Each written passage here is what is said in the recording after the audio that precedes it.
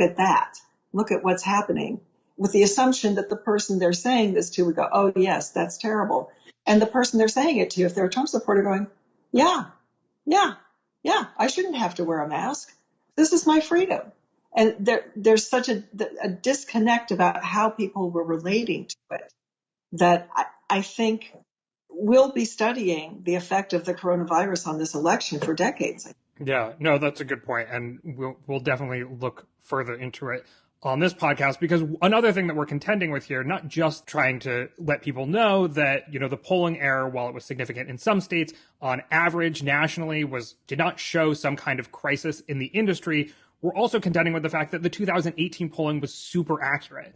And so, what happened in 2020, as we've learned from this discussion, we have ideas, we have theories. We're going to learn more about it as pollsters continue to confront the challenge of getting a random sample and all sorts of things. To end things here, despite the fact that you have done some great, very accurate polling, and that we at 538 disagree with the suggestion that polling should be shunned from the national conversation, there are people out there who are questioning the usefulness of polling and suggesting that it be used less in media, or that it not be used at all, that horse race polling be ignored. What do you see as your role in society as a pollster to respond to some of those suggestions? My role in society. Again, this is sort of positioning polling as some sort of public service, public utility. The public is not my client. My client is the Des Moines Register and Mediacom, and these are media outlets, and they want polling to help tell the story. And imagine a world without polls to tell you who's getting traction and who's not getting traction. Imagine the 2016 election if there were no polls saying that Donald Trump had a shot, because the way that campaign was covered was more from that point of view of, look at that. Nobody would want that, right? That's my observation. That's my take. And so the surprise of a Trump victory, when you didn't have any polling to suggest that was coming, I think that would be a much different kind of violation of expectations. So I think my job is to obviously serve my clients, and to do that. I believe that the best news I can give them as a pollster is my best shot at the truth.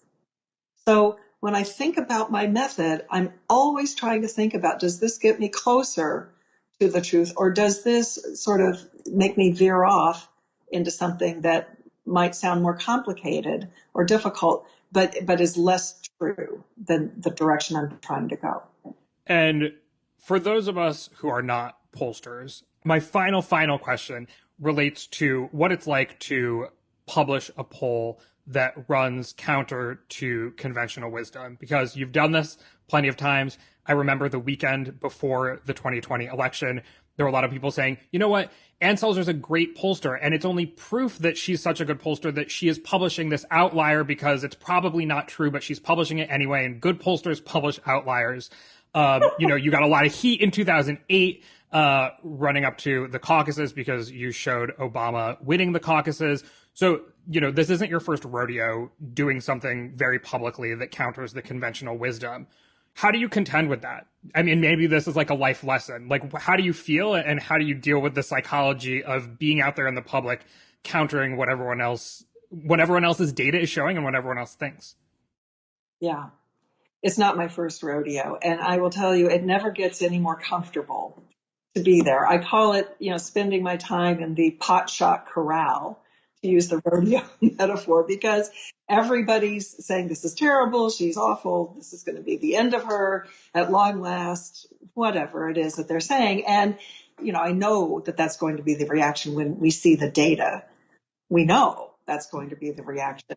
But it's a few days of discomfort, and the little talk I have with myself is, look, we'll see what happens. I'll either be golden or a goat, hopefully golden, but if I'm a goat, okay, I think I can survive it and move forward in some way, and that lessons learned. But it's uncomfortable, and I do have to have that little almost Stuart Smalley kind of chat with myself that I'll be okay no matter what. Thank you so much for taking the time today to speak with me and talk to our listeners about some complicated stuff. And hopefully they learned a lot. I learned a lot as well. So thank you. My pleasure. Jay-Ann Selzer is the president of the polling firm Selzer and Company, which conducts the Des Moines Register's Iowa poll. Next, we're going to hear another perspective about the state of polling and its challenges. But first, today's podcast is brought to you by Calm. 2020 has been a lot, and we could all benefit from less stress and more sleep in our lives. It's so important to take care of ourselves and invest in our well-being during times of anxiety. Calm is an app designed to help you ease stress and get the best sleep of your life. And when you relieve anxiety and improve your sleep, you feel better in every part of your life. Calm has a whole library of programs designed for healthy sleep, like landscapes, guided meditations, and over 100 sleep stories narrated by soothing voices like Stephen Fry, Kelly Rowland, and Laura Dern. For listeners of the show, Calm is offering a special limited time promotion of 40% off a Calm premium subscription at calm.com/538. That's 40% off unlimited access to Calm's entire library, and new content is added every week.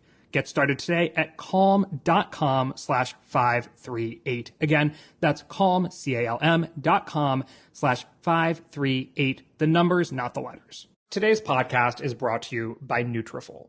80 million men and women in the U.S. experience thinning hair, yet it's still not really openly talked about, which can make going through it feel scary or stressful, and that just adds to the problem.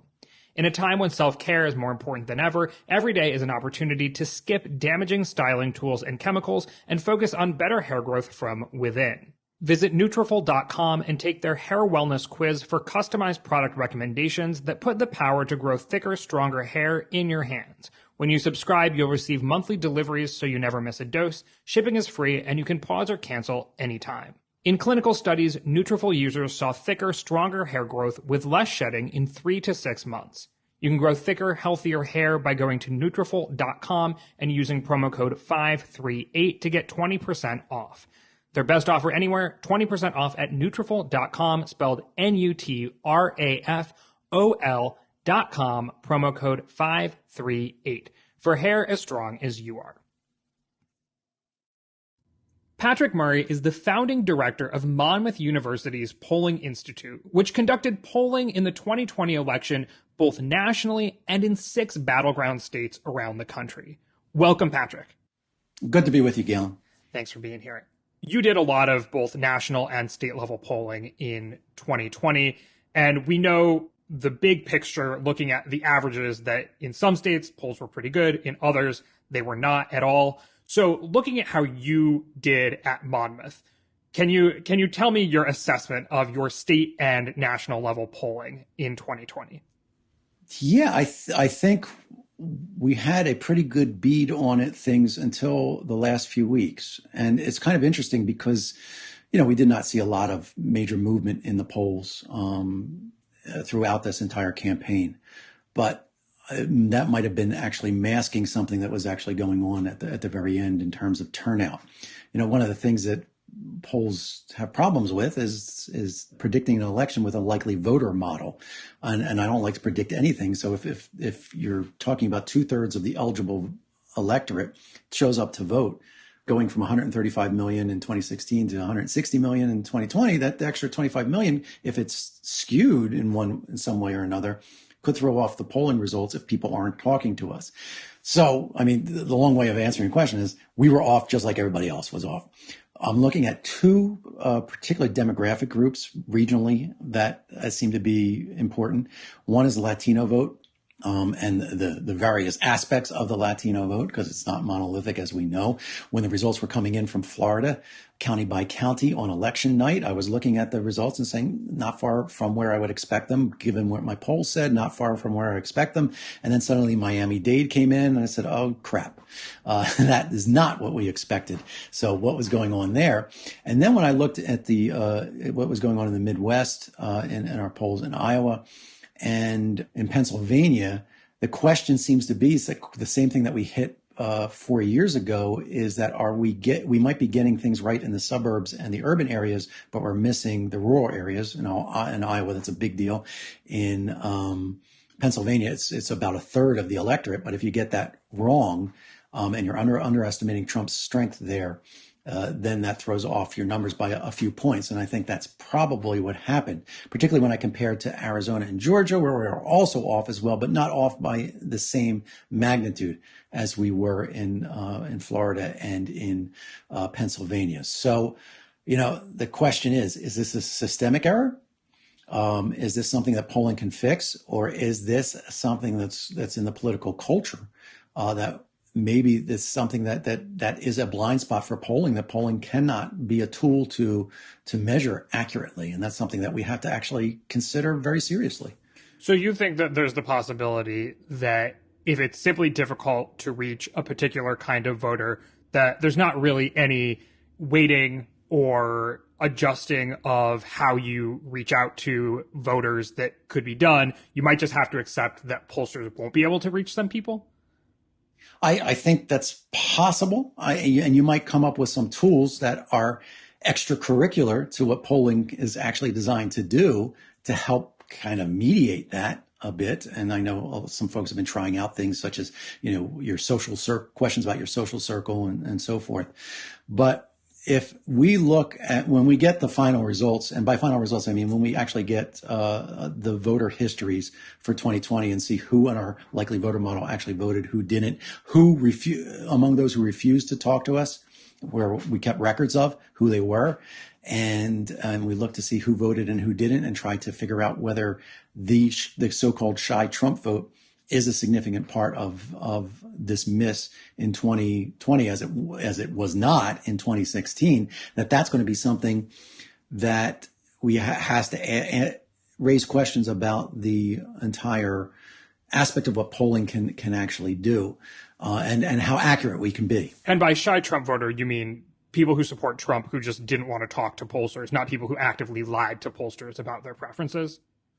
Right. Because I still don't think that we see a lot of evidence of lying. And we ask a lot of, follow-up questions to see if people are consistent, or if their vote choice doesn't match other things that they say in the poll. And I still don't think we're getting lying. I think we're getting this idea that people just are unwilling to talk to us. And I think there are two different types of Trump voters, if this turns out to be the case.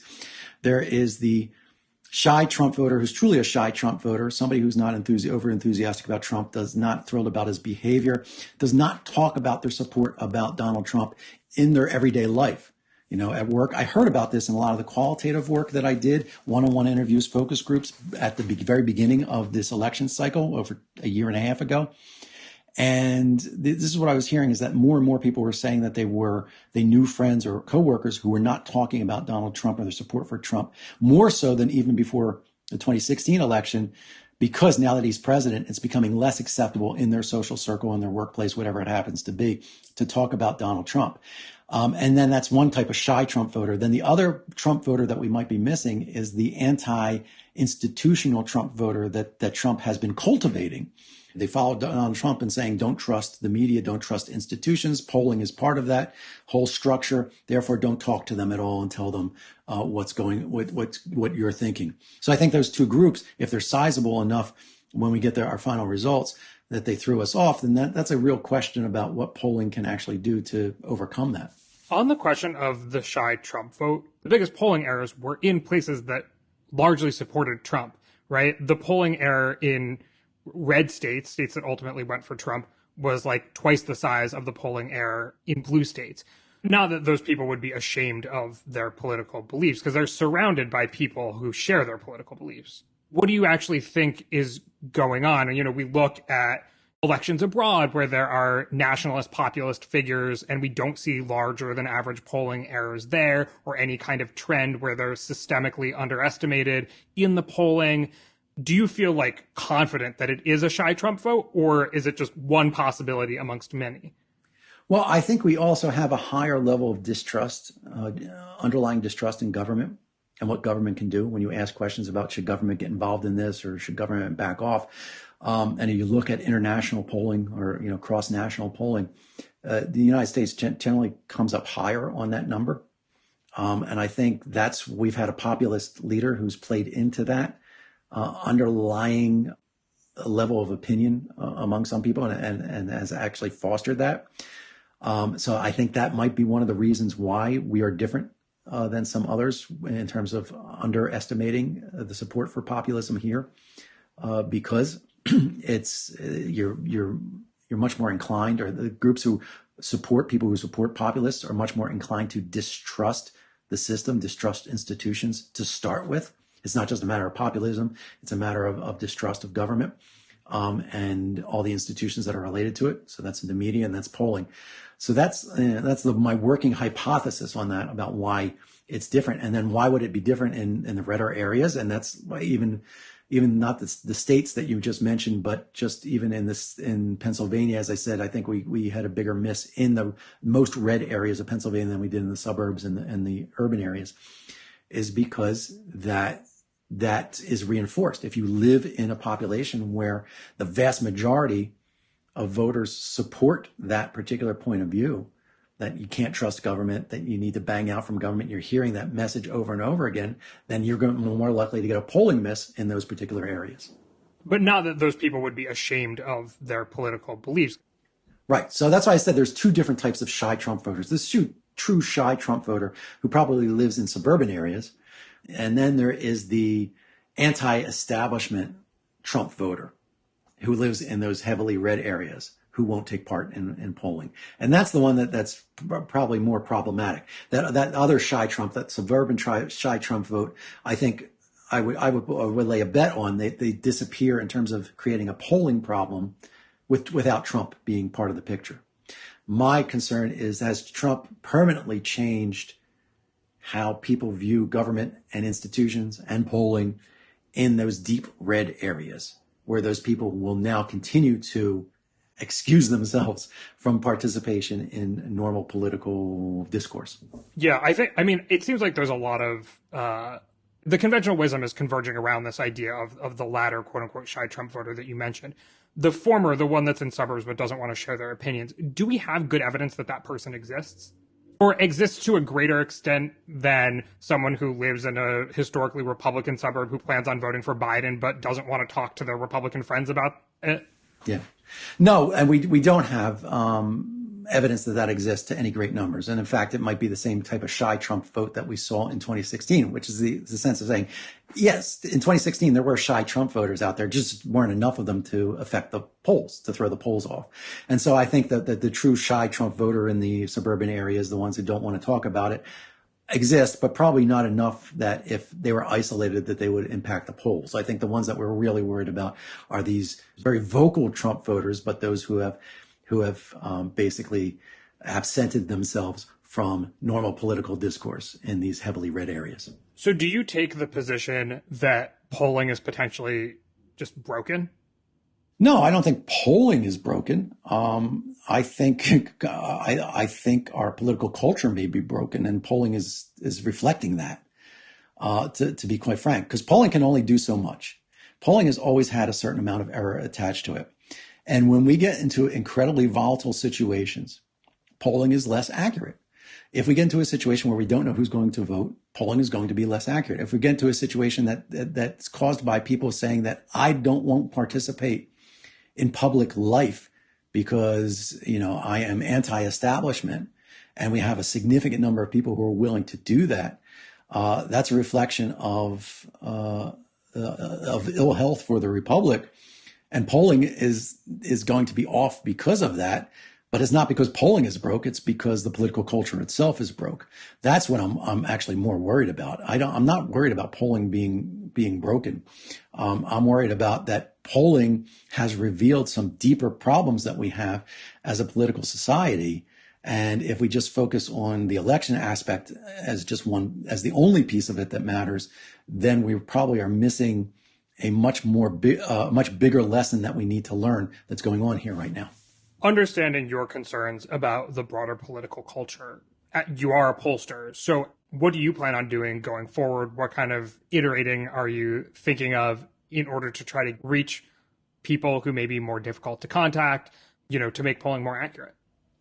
Yeah, I mean, we have to figure out who they are and whether it's like a certain demographic group and whether we're going to have to adjust for that. That's why I said I'm looking at what seems to be that rural voter or industrial voter in the Midwest who are outside of urban and suburban areas. That might be key. We're also looking at the problems that we've always had with surveying Latino voters just seem to be exacerbated with this election. And again, there seems to be a Trump effect around that. So first off, I'm doing polling that's simply asking questions about what do you think the state of the republic is right now? What's the state of our democracy? What are you things that you value to kind of get a sense of how much have we moved off of norms, and then figure out to what extent does that impact polling and what do we need to do to adjust to that. So I'm actually right now looking at a bigger picture than just the election polling itself. Because as I said, I think that what happened in the 2020 election just revealed a lot of things that we've been talking about all along about the partisanship that we've been measuring in polling, throwing off other measures of polling that are in the long run much more important. Wait, so just asking different questions, not necessarily trying to engage voters in a different way? Yeah. Right now, I'm not sure exactly what until I know who we're missing. And as I said, we need to be able to validate our voter histories for our polling samples in terms of who we talk to and who refused to talk to us before we get a better sense of what do we need to do to adjust for those groups. I mean, that's something that we're definitely going to do if that turns out to be a significant factor. As we said, I took a look at this in 2016 and found, that wasn't the problem. The problem was that people changed their mind at the last minute. We didn't have education weighting correct. Those things were fixable. I do believe, or suspect at least, that we're going to find that we are missing a certain segment of voters enough that it's going to throw the polls off by 2 or 3 percentage points when we do an election that involves a very divisive, populist, authoritarian type of figure. And we're going to have to account for that. The question is, does that disappear all on its own when you don't have that type of figure, creating the lightning rod effect that Donald Trump seems to have impacted? And that's a question that we're going to have to ask, and we won't be able to answer that one until we get to 2022. And how would you adjust for that if it does bear out? I think we're going to have to look at other things besides standard demographics. For example, a number of online panels, like, for example, Pew's online panel uses volunteerism as something that is related to non-response for their panel. And we might find that there's something more than demographics that's related to partisan-based non-response that we're going to have to adjust to. And I don't know what that factor is yet. I think that's going to take a lot of examination on the part of pollsters to figure out if there's something else besides our standard demographics that we can use to adjust for the potential that a certain political or partisan skew exists in our non-response that can be fixed with a weighting factor based on something that's not a typical demographic. And how do you deal broadly with the issue of non-response rates? Because all kinds of people are not talking to pollsters. And so one of the arguments has been that it used to be maybe 1 out of 5 people that you called would respond to the poll. And now it's closer to 1 out of 100. And so all of a sudden, that one person out of 100 is no longer representative of the broader public because they specifically are the kind of person to respond to a poll. How do you deal with those issues more broadly, whether it is specifically a rural Trump supporting portion of the population or, other sections of the population? Yeah, up till the past 4 years, I would say that didn't pose a problem in terms of creating non-response bias. And there are a number of studies, Pew, one of the leading studies of that suggested that as response rates were declining, that it wasn't affecting the accuracy of polling. I think that definitely has changed over the last 4 years. Now, your question is, what are we doing about it? I am looking for other ways to contact people. So I actually have been experimenting with both online email polling, emailing directly to voters where we have email addresses. And there's a whole range of problems with that, making sure that the email actually matches the voter that you are looking for. Also using SMS or text polling, doing the poll via text. I'm finding that those are problematic as well, but we are getting different types of people who are willing to respond to different things. But in the end, the telephone call seems to still be the best starting point for getting a more probabilistic and representative sample. But again, as you mentioned, there's still problems because, yes, they are significantly more likely to want to talk to folks.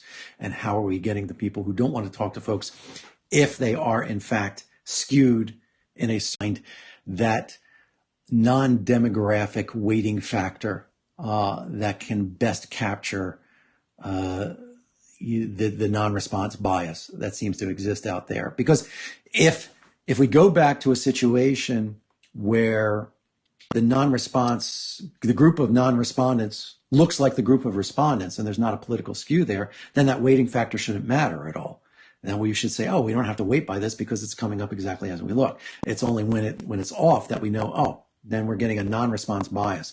And it's kind of identifying that, whether it's volunteerism, it's self-reports of volunteerism, if we can use their political and charitable donations. I don't know what these factors are going to be, but that's kind of the magic bullet that I think that we're looking for right now. One suggestion is that this actually has to do with the pandemic, and that, Democrats were sheltering in place, staying home, working from home, particularly people who are part of the knowledge economy, while Republicans may have, lived in states that didn't have as strict restrictions, but also not have been following them to the same degree. And dial polling. But if you're doing, polling off of voter lists where their partisan history beforehand, then that's not an issue. The issue is you are getting the right proportion of Democrats and Republicans and nonpartisans or independents. It's just, are you getting the right mix within those groups? Even if you're selecting proportionally within those for region, because we know that people who live in different areas of partisan concentration behave differently if they're a Republican in a heavily Republican area versus a Republican where Republicans are in the minority, or if it's a much more competitive area. We know that they are different. But even still doing that, it seems that we're still missing something. So I don't think that in and of itself is the answer for what we see as the miss in these 2020 state polls. Why don't you do random digit dialing? We do it for our national samples, and just because we're just getting a general sense of what the electorate looks like. As I said, vote history has been significantly important for us in terms of our voter models in the past, and particularly when we get to low turnout elections, such as off-year elections, midterm elections. So the only way to do that accurately is to pull off of voter lists where we actually have that information, rather than asking people to self-report how often they vote, which we know that they over-report because of social desirability. So that's why we use list samples for our election polling, whereas we use RDD for most of our other general public policy polling. You mentioned that part of the problem that you saw in your own polling was that you were okay for much of the election, but that you ultimately got the turnout model wrong. In speaking with Ann Selzer, who conducts the Iowa poll, she essentially said, I don't use a turnout model. I just ask voters, do you plan on voting? And if they say definitely, then she accepts that at face value, and that's about it. Is there any wisdom to that method of polling? What is the use of creating a turnout model? Yeah, I think Ann Selzer's approach is interesting, and I think it might show that there are different ways to look at voters depending on the political culture, whether it's Latino voters in different groups of Latinos, or if it's in different states. So the 6 states that I polled, I actually went back before you and I got on to talking, and I threw out the likely voter model that I was using and just used Ann Selzer's approach. The question that we ask about, are you going to vote? You sure you're going to vote? And of the 6 states, in 5 states, it didn't change from what my likely voter model was. The only one where I had a significant shift, it was a shift of 5 points from a small lead for Joe Biden to a small lead for Donald Trump, was the poll that I did in the middle of October in Iowa. So I think she's right. And I think that applies to Iowa, but it doesn't apply to like a state that I've been polling for 25 years since I started New Jersey, which doesn't have that same kind of political culture where you do need to use some type of vote history model to get a more accurate read of who's going to show up to vote.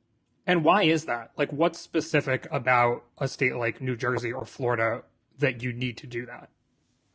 Because they don't have that kind of participatory culture, that you are less likely to get an honest answer from folks about when you ask that first question up front, because they have every intent to do so, but not really. And you look at their past voting history and say, this is not a definite voter by any stretch of the imagination. Whereas, and I think in Iowa, it's more likely that coalesces, their answer to those questions coalesce much more likely with their willingness to go out and vote or whatever they have to do.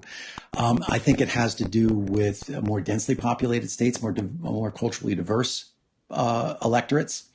I think, you have to throw all that into the mix and decide which model is going to work best in which area.